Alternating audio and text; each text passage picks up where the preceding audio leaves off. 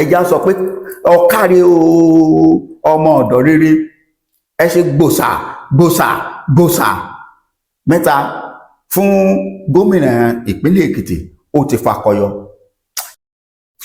tó gbogbo ẹ̀yin olólùfẹ́ wa kú dédé àsìkò yìí ẹ káalẹ́ káàárọ̀ ẹ káàsán according to the time tá a bá bá yín. lórí ọ̀rọ̀ Sharia tá à ń sọ tá àti ìdákẹ́ update lélẹ́yìí ẹ farabalẹ̀ kẹ́ ẹ gbọ́. ẹ wò ó ìjọba ìpínlẹ̀ Èkìtì àti àwọn ìgbìmọ̀ ní Sharia wọ́n ti jọ kẹsẹ̀ bọ ṣòkòtò kan náà. ẹ gbọ́ bí kún ló lóko ni bí tàkúté ni a máa sọ̀rọ̀ náà yóò yíra wa.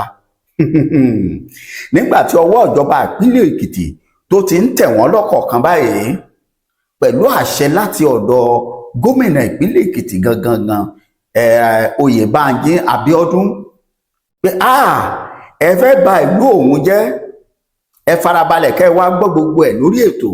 nígbà tí ìròyìn kan jáde ní àná wípé gómìnà náà rán èèyàn wá ṣe kíni nígbà wo ni gómìnà ti rán èèyàn nírú fídíò tẹ́ ẹ gbé síta tó ti jà rìnrìn ǹjẹ́ tèyí tẹ́ ẹ ṣe láìpẹ́ yìí ni rárá o.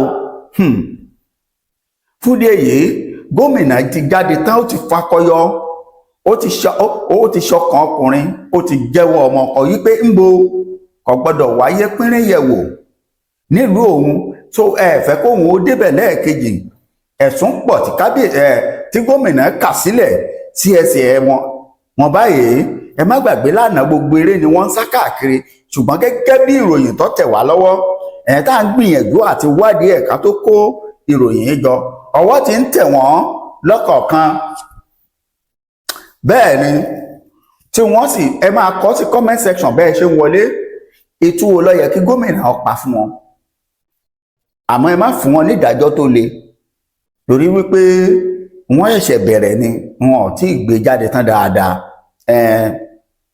bẹ́ẹ̀ ni lọ́wọ́lọ́wọ́ tá à ń sọ̀rọ̀ yìí gẹ́gẹ́ bí mo ṣe máa ń sọ nílùú àsìkò tá a wà yìí ṣé ohun tó kù wá kàn ní.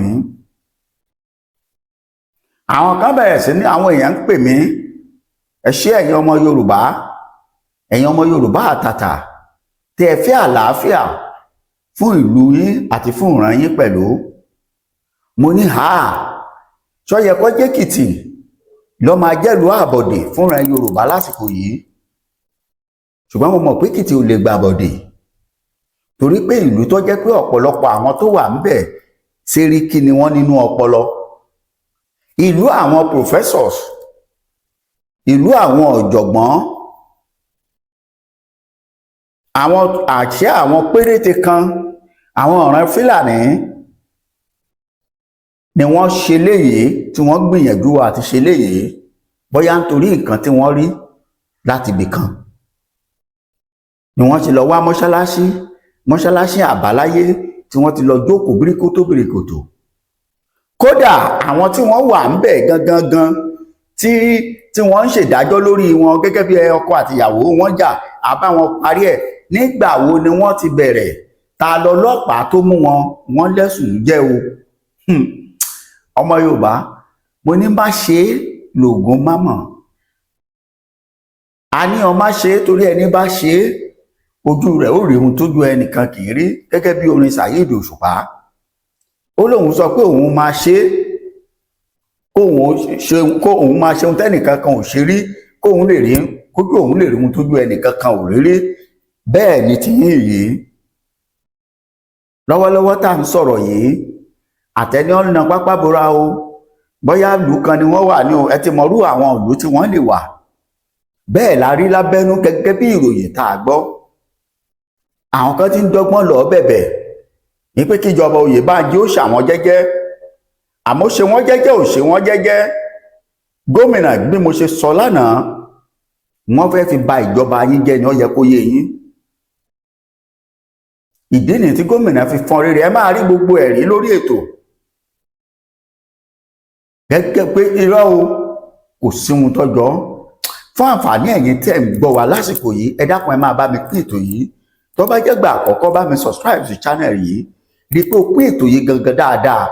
ọwọ́ ti tẹ̀ wọ́n gómìnà ti declare àwọn wanted àwọn aráàlú ti declare àwọn wanted, àwọn ọba ìlú wọ́n ti ná wanted ni wọ́n, àwọn apá kan nínú Muslim community àwọn yẹn náà ti sọ pé wanted ni wọ́n torí àwọn ò fọwọ́ sí. Wọ́n mọ̀ pé ohun tí ó dá rògbòdìyàn lẹ̀ nílùú àwọn rèé, ohun tí ó dá gbọ́nmi sí omi òtó ó lẹ̀ nílùú àwọn rèé, omi odò ìlú Èkìtì tó tutù níníní tó kún fún ọgbọ́n táwọn àwọn èèyàn mú, tó jẹ́ pé bẹ́ẹ̀ láti rí oríṣiríṣi pòfẹ́sọ̀ wo lòun wá láyé yìí tó bá nílùú Èkìtì. Èkìtì lóde tó ti bá professor of dog, professor of mathematics, any professor láyé ohun tó kàwé torí ni tó sì mọ̀ bí iṣẹ́. Láàrin street kan nílùú Èkìtì ó sì rí ilé ó kéré jù ó sì máa rí ilé professor mẹ́ta, professor lágbájá, professor kìnnìkan, professor kí ló dé. Èyún ní èjì, ìlú Èkìtì jẹ́ ìlú Kristẹni, 60 to 70% àwọn tó ń gbé ìlú Èkìtì Kristẹni ni wọ́n. Ìyókù tó kù ni wọ́n pín àti Mùsùlùmí àti àwọn bàbá wa oníṣẹ̀ṣe. Níbo lẹ ti wá fẹ́ rí? Ọ̀gá àwọn tó ṣíwájú wọn nínú Sharia yìí, Àlèmúfútí Mahmudu àbí kí náà pé tí wọ́n lọ́mọ gbéra ní, ẹ bá rí ẹ mọ̀ pé gbéra ní lóòótọ́.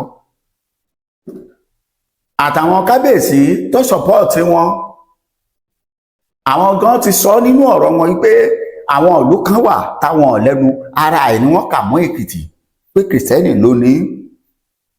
Nígbà tí wọ́n ń sọ̀rọ̀ nígbà tí wọ́n rí pé kò sí ọ̀nà àbáyọ mọ́, nígbà tí wọ́n kọ́kọ́ ń pariwo pé Yorùbá nation àwọn ọ̀fẹ́, tí wọ́n wá padà wálé pé tó ká gba Yorùbá nation, ṣùgbọ́n láwọn ìlú báyìí àwọn làwọn jẹ gómìnà, wọn ò tí ì rí wọ̀fà, wọn làwọn fẹ́ tà fún Ìdó. Ẹ gbọ́ mi dáadáa ẹ̀yin olólùfẹ́ wa. Ìlàjì tó ju ìlàjì lọ ìlú Èkìtì Kristẹni ni wọ́n. Bá a ṣe ń bá yín sọ̀rọ̀ yìí, gbogbo ibi tí wọ́n lè sápamọ́ sí òun làwọn agbófinró ti dúró wámúwámú. Àwọn ọ̀dọ́ ìlú náà dúró, mo sọ nínú ètò kan tó lọ lánàá, mo ní wọ́n bá bí yín da on the 30 ni wọ́n ní ìgbẹ́jọ́ míì tún máa wáyé.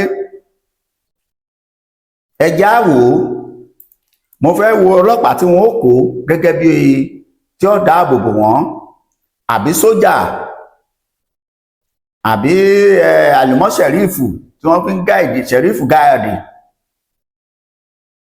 Ṣé ń gbà tọ́wọ́ ti tẹ àwọn kan, àwọn tó jẹ́ tó ní ṣéǹjì lọ́wọ́, àwọn ti bẹ́lu pápá. A ṣe máa ń kìlọ̀ fún yín pé ọjà tó lè rà kí ló ń kó lè sí. Ohun tó mọ̀ pé tí kinní yìí tí kàtàkàtà ẹ̀ bá bẹ́, níbo ni mo fẹ́ ságbà, kí ló lọ ṣe ń bẹ̀, ta ló rán ẹ níbẹ̀, ta ló gbéṣẹ́ rán. Ilé ọ̀gbá ọ̀nà, ẹ gbọ́ nǹkan tí gómìnà ìpínlẹ̀ Ògùn Èkìtì sọ, ẹ gbọ́ kẹ́ ẹ lè mọ̀ wípé ibi tí wọ́n rò pé yóò já sí kò já sí o. Ẹ gbọ́ o, Sharia court or panel not recognized under Ekiti law declare state attorney general as panel seat to resolve marriage dispute. Òun rèé, ẹ farabalẹ̀ kẹ́ wò ó, gẹ́gẹ́ bó ti jáde rèé pé kò sí ààyè fún Sharia court, gẹ́gẹ́ bí Ṣèyí Mákindé ṣe pariwo níjọ́sí pé ẹ má fi lè dájọba òun rú. Ìkà táwọn ará bí ìfẹ́ ṣe nílùú Ọ̀yọ́, wọ́n ti mọ̀ pé láìpẹ́ láì jìnnà gómìnà ti ń gbé gbésẹ̀ pé òun máa fún wa lọ́ba tuntun.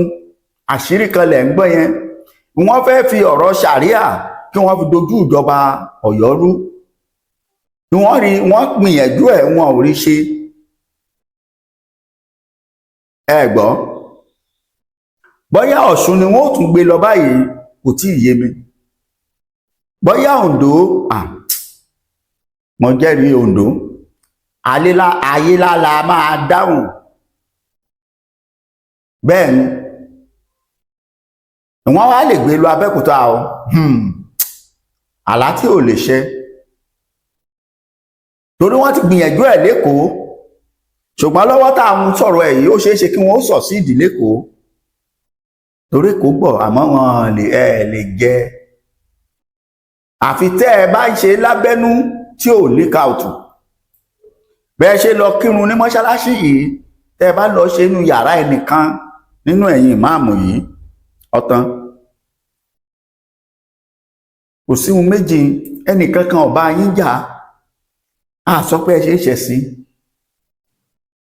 àmọ́ kí là ń sọ ni wípé ẹlẹ́sìn kan náà kọ́ làwa tá a wà nílẹ̀ Yorùbá àwọn tó jẹ́ tẹ́sìn wọn pọ̀ jù tó jẹ́ Haúsá gan ti parẹ́ nílùú tiwọn ó ṣe jẹ́ aṣọ àlòkùn làwa máa ń wọ̀ bàtà àlòkùn ní ìhùn wá ìhun tí system táwọn kan bá lò tí ò dán mọ́ tí ò dá mọ́ náà ni máa ń hùn ran Yorùbá ṣùgbọ́n òun wà o àwọn Fúlàní tọ́ra paláwà àárín wa tí wọ́n fi ẹ̀sìn Sharia tó kó bá wa níjọ́sí ẹ̀sìn Sharia ló bí Boko Haram o torí pé káwọn ọmọ wọn má bàa ríran rí ohun tí ń lọ ní pé haram ní sukù Boko Haram ló di Boko Haram o pé kẹ́ ẹ lọ léèwé kójú yín ọ̀la kẹ́ ẹ ríran òun ló di Boko Haram lórúkọ kíni lórúkọ ẹ̀sìn ọmọ ìyá wa ni èyí táwa ń pariwo pé àfẹ́ lẹ́kìtì ìlú bàbá wa Professor Banji Akíntóyè ó ṣe jẹ́ ẹ kọ́kọ́ gbé ní wọ́n fi lọ àtáàkì Ìgbòho láti ìlú Ìgbòho gbé Ọ̀yọ́ àárín ààfin àwọn bàbá ẹ̀ gan làwọn ó ti bẹ̀rẹ̀ wọ́n lulẹ̀ ẹ tún ti wékìtì báyìí ẹ ti lulẹ̀ ti lẹ́kìtì yìí ti ẹ̀ wá lágbára díẹ̀ bọ́wọ́ ṣe ń tẹ̀ yín èmi ò tí ì mọ̀rú ẹjọ́ tí ìjọba ìpínlẹ̀ Èkìtì tí ó dá fún yín bóyá kẹ́ máa lọ lé lálàáfíà ni àbí kí wọ́n kúkú gbèwé Sharia náà bọ́ta kí wọ́n da ẹni tí àwọn máa gé lápá kí wọ́n gé lápá. The state government has said the existing legal structure in the state does not recognize Sharia court or independent Sharia arbitration panel. This is contained in a statement issued by the State Commissioner for Justice and Attorney General Dayo Apata San on Thursday. Ṣé ń gbọ́ which is alẹ́ àná sásìkò yìí ẹ ti gbọ́ o tó Sharia land mo torí àwọn nǹkan tí wọ́n ti sọ ókè ẹ jẹ́ n kà síwájú sí i. Sharia reporters have reported that the independent Sharia arbitrations panel in Ekiti State held on first public sitting at the popular Ọjà Ọba Central Mosque, Ado Ekiti. There was confirmed the Sharia report that residents of the state and Professor Isaac Akintola, the executive director of Muslim Rights Concern, MURIC, as Islamic human rights organization, stating the inaugural sitting of the Sharia panel was held on that day, which is Thursday. Àwọn tó ṣe ẹ ti gbọ́ wọn. During the first trial, the head of panel, Imam Abdullahi Abdul Mutalubi, orúkọ àwọn Fúlàní ni. Ẹ ti ń gbọ́? Wọ́n wá lọ mú orúkọ Yorùbá kan wọ́n jù sí. Akíntọ́lá a mọ̀ pé Yorùbá nìyẹn, but Yorùbá abo làwọn náà gan in the first place, sir. The revolution was facilitated by the earlier invention from family members. Okay, ìdájọ́ wọn nìyẹn. Ẹ já lọ tààrà nítorí àsìkò sí ọ̀rọ̀ tí gómìnà ìpínlẹ̀ Èkìtì sọ gangan. Reacting, the state attorney general said the panel is illegal and has no constitutional backup.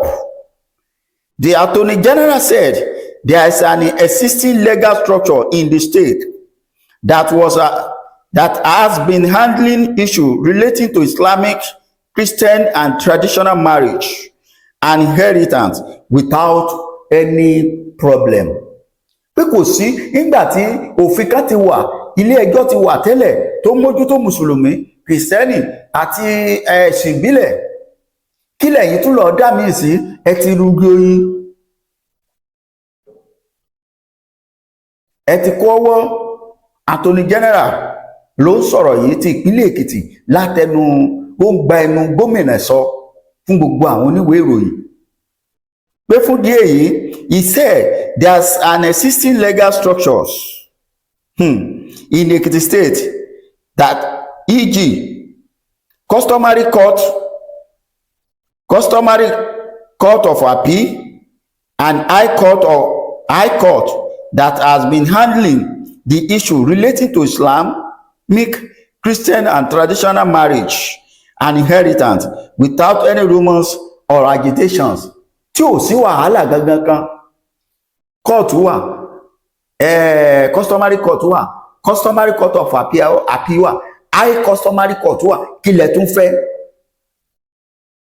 Wọ́n ní fún díẹ̀ yìí kí ló máa ṣẹlẹ̀? The AG said the independent Sharia Arbitration panel is not in judiciary structure of the state. Nothing that arbitrations or mediation issue is a quasi-judicial matter which is regulated by law in the state.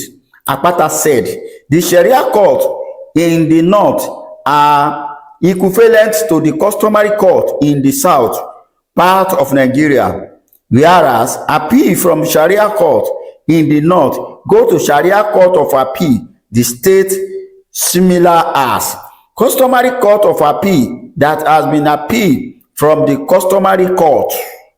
AG said the state high court and all other courts also have arbitration and mediation mechanism. Wípé gbogbo kóòtù tá a níyìí ìwọ̀n gbogbo nǹkan tẹ́ ẹ fẹ́ kó ṣe gẹ́gẹ́ bí nípẹ́tò kó agbẹjọ́rò àbí agbẹnusọ tí ó máa agbẹnusọ fún mùsùlùmí àbí kíní kan àbí nǹkan gbogbo ẹ̀ ló wà ní kóòtù. Èmi ń béèrè kan lọ́wọ́ àwọn tó dá kíní yìí lẹ̀. Bí èmi gẹ́gẹ́ bí ẹnìkan tí mo jẹ́ mùsùlùmí, tí mo bá fẹ́ ọmọ tó jẹ́ kìrìsìtẹ́nì, táwọn bàbá ẹ̀ ìdílé ẹ̀ jẹ́ kìrìsìtẹ́nì tó jẹ́ bóyá kíní kan afẹ́ra ká wá níjà, òfin wo la máa fi dá? Ṣé ṣẹ̀ríà ni? Rárá o, ká fi ṣẹ̀ríà dá káwọn kìrìsìtẹ́nì náà lọ gbé bíbélì wá, àbí ò sí ìdájọ́ nínú bíbélì ni? Ẹ wá gbọ́ nǹkan tí wọ́n ní yó ṣẹlẹ̀ sí wọn. Ẹ gbọ́ nítorí àsìkò. Therefore, AG said, and firstly advised the religious leaders to make sure that they have do away from all these sort of evil politicians behind these issues. Ẹ gbọ́, and that according to the AG, I think that is Attorney General of the state, said, we believe that the people behind this are the opposition against the government of this state who had been performing in order to obstruct or disrupt the good move of the present administrations, more so concerning the 2026 upcoming elections. So therefore, anybody involved in this kind of a thing will be definitely see the wrath of law. Ẹ gbọ́, anybody nínú yín ẹ máa fojú winá òfin, ẹ máa lọ gbé ìwé òfin yín èyí tó sọ fún yín wípé nípínlẹ̀ Èkìtì o ẹ máa bọ̀ pé kẹ wá dá ṣẹ̀ríà lẹ̀ ńbẹ̀. mo tún sọ lánàá wípé Kwara làwa ti rò pé ó yẹ kó máa pariwo Ìlọrin kí wọ́n máa pariwo Sharia bóyá òun náà wà bẹ̀rẹ̀ tí wọ́n ń gbà tí wọ́n ti rí báyìí àwọn tí ẹ̀ lè jẹ́ lọ tọ́ra àwọn ara wọn bí wọ́n máa gíra wọn lọ́wọ́ ni mùsùlùmí lọ́pọ̀ jù ń bẹ̀ àwọn Kwara yóò ṣe léyìí àǹfààní wo ni kíní fún wa ẹ tún dáhùn ẹ̀yin olólùfẹ́ wa bẹ́ẹ̀ ṣe ń wọlé ẹ máa bá wa pín ẹjọ́ àǹfààní wo ló fún wa oore wo ni Sharia ṣe yí ó lè ṣe àyẹn kan lóore ẹ̀yin tó ṣe lóore lẹ́yìn tẹ́ ẹjọ́ tẹ́ ní nǹkan kan ṣe pẹ̀lú àwọn tó fún yín wípé tó ẹ lọ ṣe kíní ìwá oore wo ni Sharia ṣe fún wa tó bá ṣe yín lóore ó máa ṣe yín lóore pẹ̀lú láti ẹ̀yin tí ẹ lọ gbà wá ẹ̀yin ló ṣe lóore kò ṣe ìran Yorùbá lóore kankan kódà kò ṣe orílẹ̀-èdè lóore kankan ẹni ọkọ àtìyàwó jà ṣáà parí ẹ̀ nínú ilé ni ohun tí mo fẹ́ kó yé yín báyìí ni wípé wọ́n ti di wanted o ọwọ́ sì ti ń tẹ̀ wọ́n lọ́kọ̀ọ̀kan ẹ̀yin olólùfẹ́ wa ẹ̀yin ọmọ Yorùbá àtàtà ẹ lọ fọkàn balẹ̀ ìjọba ìpínlẹ̀ Èkìtì ó ti fárígá ó níṣẹ́ ẹlẹ́ẹ̀ní gbọ́ ni òun náà ò ní gbà ẹ̀ní wùn kún òun náà ò sì ní gbà láàbọ̀ bẹ́ẹ̀ ni ẹ ti wọ́ gà ó ẹ wọ́ gbóyin àfi tẹ́ ẹ bá fi ìpínlẹ̀ tòun lẹ̀ tẹ́ ẹ sọ pé ẹ ṣe bẹ́ẹ̀ mọ́ ẹ fẹ́ fi lé ìdájọba ẹ̀rú kò possible mo sọ lánàá mo tuntun sọ ọwọ́ tí ń tẹ̀ wọ́n o gẹ́gẹ́ bí ìròyìn tó tẹ̀ wá lọ́wọ́ tá à ń gbìyànjú wípé ká fìdí ẹ̀ lọ́lẹ̀ kó tó di pé ètò yìí wáyé bó bá ṣe ń lọ a máa jẹ́ kẹ́ ẹ máa gbọ́ ẹjẹ́ àkọ́kọ́ ṣe sàfọ́ndágùdù fúnjọba ìpínlẹ̀ Èkìtì náà ẹjẹ́ sọ pé ọ̀kárí ọmọ ọ̀dọ́ rere ẹ ṣe gbòsà gbòsà gbòsà mẹ́ta fún gómìnà ìpínlẹ̀ Èkìtì ó ti fakọyọ ẹ ṣé ẹ bá wa pín ètò yìí tó bá jẹ́ gbà àkọ́kọ́ bá wa subscribe sí channel wa ó dàbọ̀.